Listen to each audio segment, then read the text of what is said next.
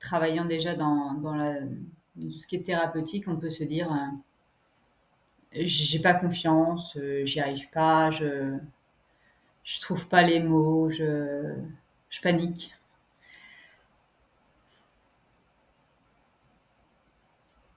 À un moment donné, il faut se reposer la question pourquoi on le fait? Pourquoi vous voulez être thérapeute? On fait le métier qu'on fait parce qu'on sent que pour nous, à l'intérieur de nous, c'est presque une obligation. Non, il n'y a pas quelqu'un qui vient et puis qui te tape dessus en disant t'es obligé de t'installer, c'est pas ça. C'est à l'intérieur de soi, tu sens, tu sais que pour ton âme, et pas pour ton ego, pas pour ta personnalité, pour ton âme, il y a quelque chose qui doit grandir, c'est ça, qui doit devenir adulte. Une âme, elle s'incarne pas en une fois. Enfin, elle s'incarne et c'est à nous de petit à petit faire plus d'espace à l'intérieur de soi pour que l'âme puisse se développer. C'est-à-dire elle s'incarne, oui, en une fois, mais elle n'est pas incarnée totalement. Dans le sens qu'elle n'est pas totalement développée. Quand je vous dis ce que je suis, je l'ai toujours été, c'est vrai et c'est faux. Ce que je suis, je l'ai toujours été parce que j'ai toujours eu ce potentiel, j'ai toujours été différente, j'ai toujours eu ça, et en même temps, je ne suis pas la même qu'il y a 5 ans, 10 ans, 20 ans. Et heureusement, imaginez donc. Imaginez donc si, si on était les mêmes à 50 ans qu'à 20 ans. Ça n'a pas de sens. Pourquoi on change? Parce qu'en fait, on évolue. Pourquoi? En s'incarnant. Vous avez peur de pas trouver les mots, c'est de l'ego, c'est de l'orgueil spirituel. C'est grave. C'est grave. À un moment donné, quand vous avez tout bon, vous avez tout juste, vous trouvez les bons diagnostics, vous trouvez le bon endroit, que ça soit du magnétisme, tu te dis c'est là je sens un truc, et tu nettoies, et tu dis là, il y a une blessure, et je vois que c'est ça, et je sens que c'est ça, et c'est juste, et la personne en face, elle ressent des choses, et ça porte des fruits, et, et de continuer à dire, j'ai pas confiance en moi, alors que tu travailles, que ça porte des fruits dans la vie de la personne, et tu continues à être dans ce rôle de la victime, c'est grave. C'est grave. C'est malsain. Vous allez vous faire du mal. Ça ne sert à rien. C'est égotique. C'est, ah, ça, c'est mortifère. Ça n'a pas de sens. Vous êtes soumis à un certain niveau, c'est le diable en vous, quoi. C'est cette partie obscure qui fait que, en fait, vous avez cru que vous étiez votre mental et vous pensez qu'il a raison parce qu'il dit que vous n'avez pas confiance. Mais c'est grave. Ça fait quoi? Bah, ça fait des fuites dans l'alcool, ça fait des fuites dans l'isolement. C'est ça, c'est je vais me replier sur moi-même tellement que mon âme ne va plus pouvoir s'exprimer. Et là où en fait on devrait s'incarner de plus en plus et de prendre de plus en plus de place dans notre être, bah là c'est le processus inverse qui se fait et du coup on va développer un orgueil spirituel. C'est très grave un orgueil spirituel parce que sous couvert de spiritualité, sous couvert de bonnes actions, on va rien faire ou on va faire à la place des gens.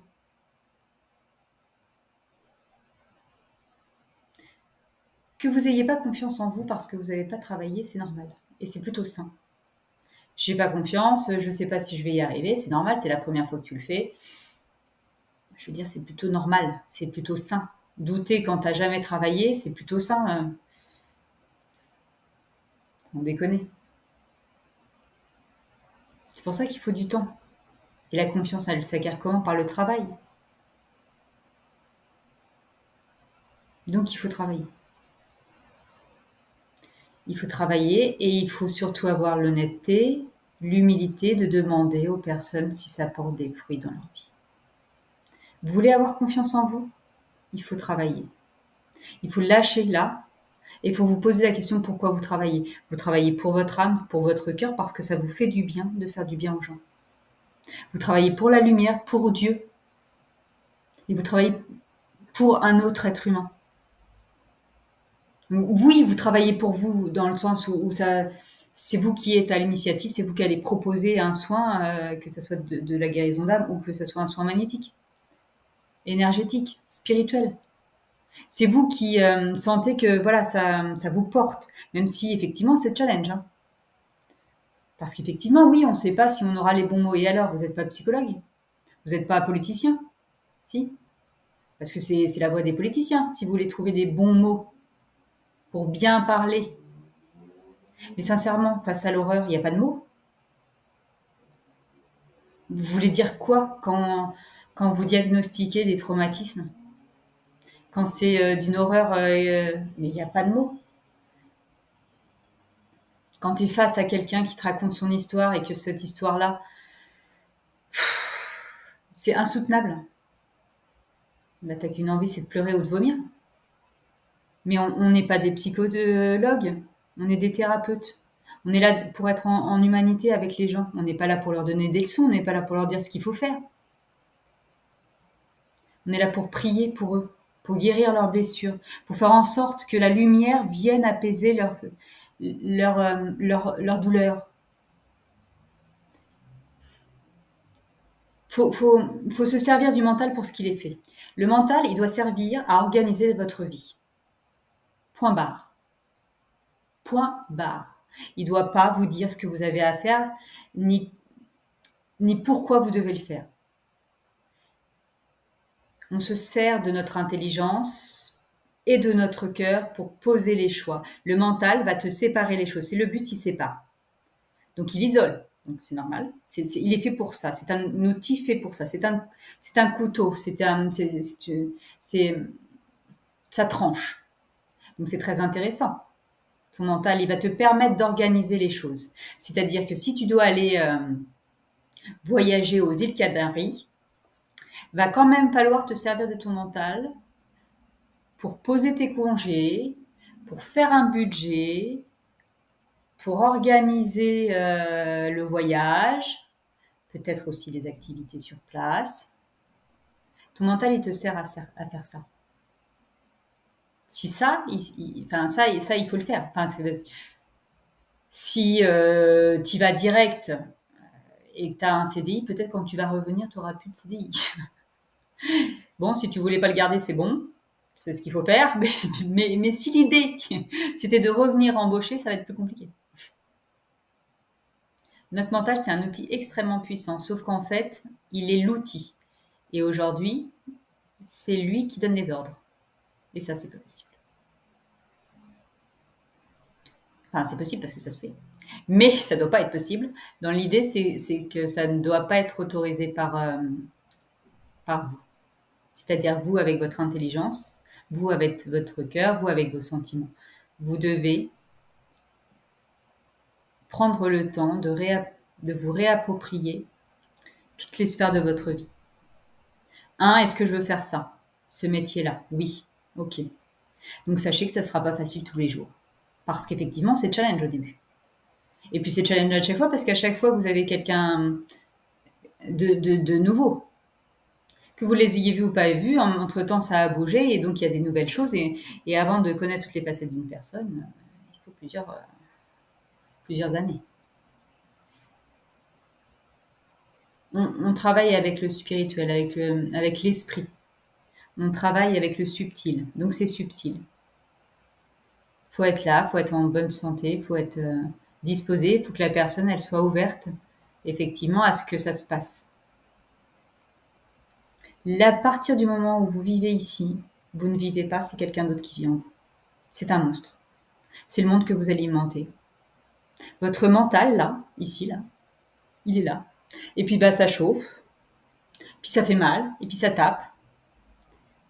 Et du coup, vous posez des actions en disant bah, j'arrête cette pratique-là, ou j'arrête de recevoir des gens, ou je ne sais pas ce que vous vous dites avec ça. Puis ça rumine. Puis plus ça va, plus ça fait une grosse bolotte. Et plus ça va, plus ça prend de la place. Et plus en fait vous êtes ici, moins vous êtes ici, dans votre cœur. Moins vous êtes dans votre trip, donc vous ne savez pas ce qu'il faut faire. Parce qu'il n'y a plus d'instinct, il n'y a plus de sentiments, il n'y a que des réflexions.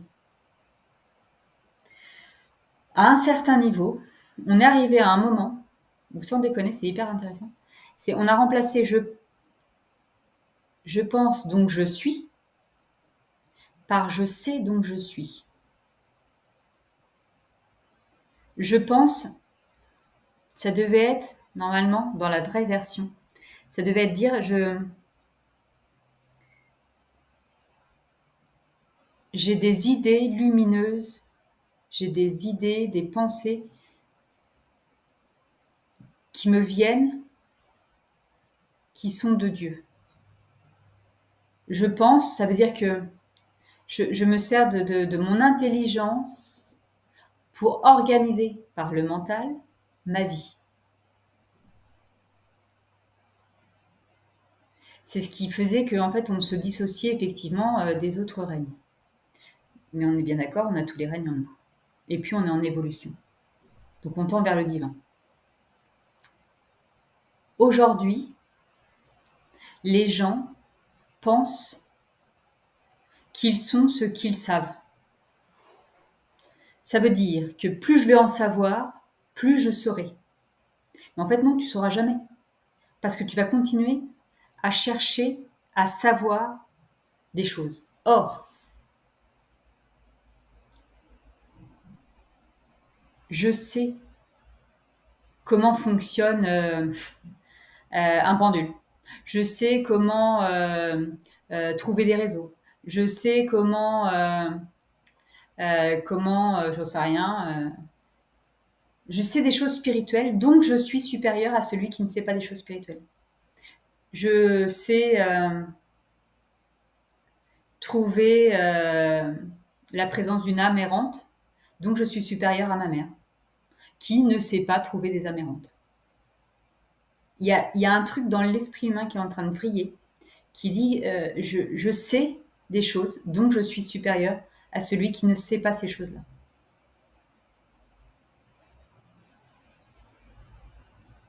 Et donc, à l'intérieur de ton âme, tu sais que tu ne sauras jamais, parce qu'en fait, la connaissance, elle est disponible dans le cœur. Et donc, comme tu es ici, tu n'es pas dans ton cœur, donc tu ne sauras jamais. Nous sommes soumis à des forces, à des puissances. Le mental qui prend le dessus sur ta vie, je suis désolée, c'est de la possession. Tu alimentes un monstre. Donc ça veut dire que tu fais des choses, tu dis des choses ou tu ne les dis pas, alors que tu voudrais les dire, donc c'est bien que tu n'es pas aux manettes de ta vie.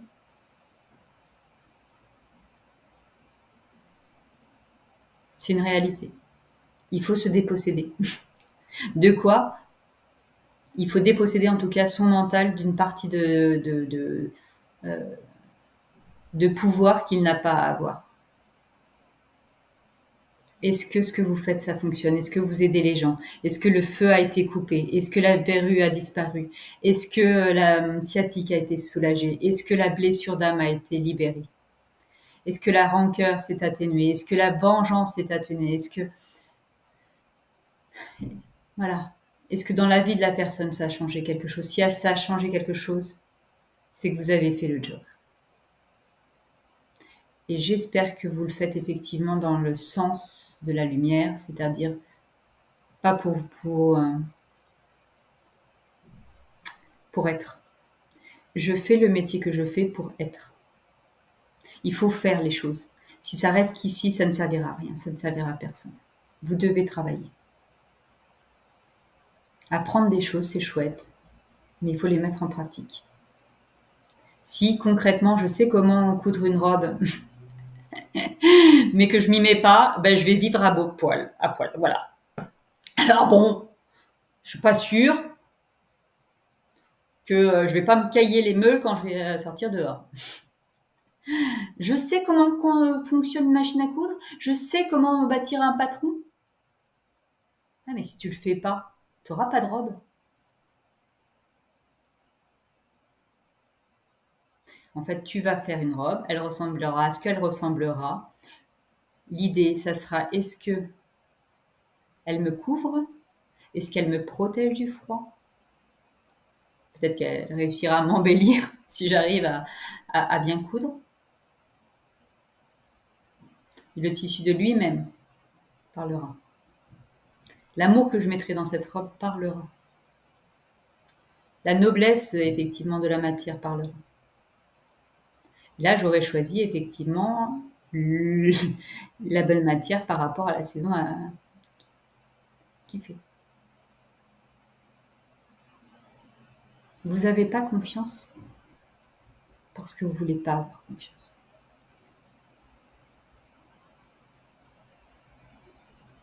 Faut le vouloir. Et c'est pas facile. Parce que ça veut dire qu'il faut rentrer en lutte avec une partie de nous-mêmes qu'on a alimentée, à laquelle on a cru. On a cru qu'on n'était pas capable parce qu'on nous a dit qu'on n'était pas capable, parce qu'on a échoué une fois, deux fois, trois fois. Et donc on se dit c'est pas possible. On a cru quelque chose, on a donné notre énergie et à partir de ce moment-là, on a fait naître un monstre en soi. Et toute l'énergie qu'on met à croire qu'on n'est pas capable, il va falloir s'en occuper. Et donc c'est pour ça que face au chantier, on se dit bah non, mais c'est pas la peine. En fait, à l'intérieur de soi, il y a même un truc qui est plus tordu que tordu, qui dit que je veux pas avoir confiance, je veux pas vouloir avoir confiance parce que ça changerait trop de choses dans ma vie. Je serais obligée de faire des choix en conscience. Je serais obligée de me rendre compte qu'en fait ça marche, qu'en fait il faut que je sois responsable de mes choix, de mes pensées, de mes actions, qu'il faut que mes pensées soient en corrélation avec mes actions, que mes actions soient alignées à mes sentiments. Et donc ça chamboule des choses. Mais c'est beau, c'est très très beau. Mais c'est un chemin. Et c'est un chemin qui demande de l'engagement, qui demande du courage, qui demande de voir ses ombres, qui demande à arrêter de s'enfermer sur soi-même, d'arrêter de se replier ou d'arrêter de se disperser. Ceux qui sont tout le temps à l'extérieur, c'est exactement comme ceux qui sont tout le temps à l'intérieur. On a besoin de s'isoler pour se ressourcer, on a besoin d'aller dehors pour se divertir, ok. Mais c'est la dose qui fait le poison. Si vous êtes tout le temps dehors, vous n'êtes pas à l'intérieur. Si vous êtes tout le temps à l'intérieur, vous n'êtes pas avec les gens. Ce qui compte, sincèrement, c'est le résultat. Pour la personne, est-ce que vous arrivez à soulager? Est-ce que vous arrivez à apporter du bien à la personne? C'est absolument pas de savoir si vous avez dit la bonne chose. Est-ce que c'était ça qu'il fallait dire? Non. C'est est-ce que la personne a bien compris ce que vous vouliez dire? On reformule quand on n'est pas sûr que la personne ait compris.